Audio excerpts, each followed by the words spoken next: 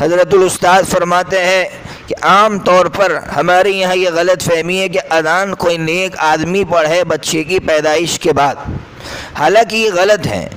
حضرت فرماتے ہیں کہ جو عورت ہے جس کا بچہ ہوا ہے وہی عورت سب سے پہلے اس کے کان میں اذان پڑھ لے، اس لیے کہ مقصد یہ ہے کہ بچے کے کان میں سب سے پہلے اللہ کا نام پڑھے۔ لیکن ہوتا یہ ہے کہ ہم لوگ انتظار میں ہوتے ہیں کہ کوئی بزرگ آئے گا، کوئی نیک انسان آئے گا، وہ آ کر اذان پڑھے گا، اور بہت سے لوگ تو یہ سمجھتے ہیں کہ جس نے پہلے اذان پڑھی اسی کا اثر بچے کے اندر منتقل ہوتا ہے۔ اس لیے ہماری سوسائٹی میں ایک بات مشہور ہے کہ اس کے کان پھولا نے پھونکے تھے، اس کی وجہ سے اس کے اندر پھولا کے عادات منتقل ہوئے ہیں۔ یہ بہت بڑی غلط فہمی ہے۔ جب تک ہم اس کا مقصد نہیں سمجھیں گے کہ اذان کا مقصد یہ ہے کہ سب سے پہلے اس کے کان میں اللہ کا نام پڑھے، اس کے لیے ضرورت ہے کہ سب سے پہلے وہاں جو بھی موجود ہو اس کے کان میں اذان پڑھ لے۔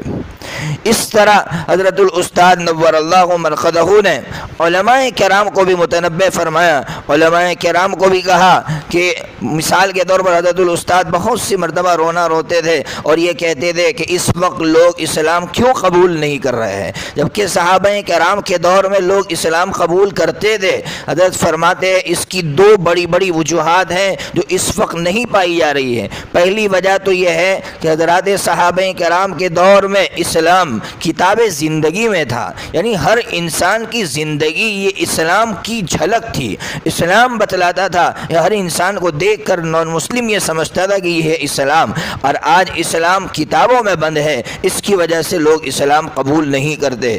اور دوسری بڑی وجہ یہ فرماتے تھے حضرت کہ صحابہ کرام کے دور میں جو نان مسلم ہوتا تھا وہ مسلمان خاندان کا ایک فرد بن جاتا تھا، جس کے ہاتھ پر بھی وہ اسلام قبول کرتا تھا ایسا ہو جاتا تھا کہ وہ اسی کے گھر کا ایک فرد ہے۔ جبکہ آج کا حال یہ ہے کہ کوئی اسلام قبول کرے بھی تب بھی مسلم معاشرہ اس کو دودھ میں مکھی کی طرح نکال کر پھینک دیتا ہے۔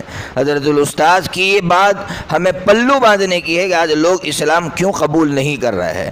اسی طرح حضرت آگے فضائل کی حدیثوں کے تعلق سے رونا روتے تھے۔ حضرت فرماتے ہیں کہ آج امت نے فضائل کو اتنی اہمیت دے دی ہے کہ جس کی وجہ سے فرائض چھوٹ گئے ہیں۔ حضرت فرماتے ہیں کہ اس کی نمایاں مثال شب قدر اور شب معراج، شب برات کی بیداری ہے۔ امت نے ساری پہچان ان راتوں میں جاگ لینے کو سمجھ لیا ہے۔ حضرت فرماتے ہیں کہ یہ فضائل تو دراصل پینٹ ہے، یعنی کلر ہے۔ اگر دیوار ہے تو کلر مفید ہے، اگر دیوار نہیں ہے تو کلر کسی بھی صورت میں مفید نہیں ہے۔ اگر فرائض مضبوط ہے تو نوافل کام آئیں گے۔ لیکن آج امت کا حال یہ ہے کہ شب برات میں جاگنے کو ساری عبادت سمجھ لیتے ہیں اور اسی کو بزرگی سمجھ لیتے ہیں، شب قدر میں جاگنے کو ساری بزرگی سمجھ لیتے ہیں۔ لیکن اگر بزرگی نہیں سمجھتے تو حضرت فرماتے ہیں کہ فرائض کے پابندی کو لوگ بزرگی نہیں سمجھ رہے ہیں۔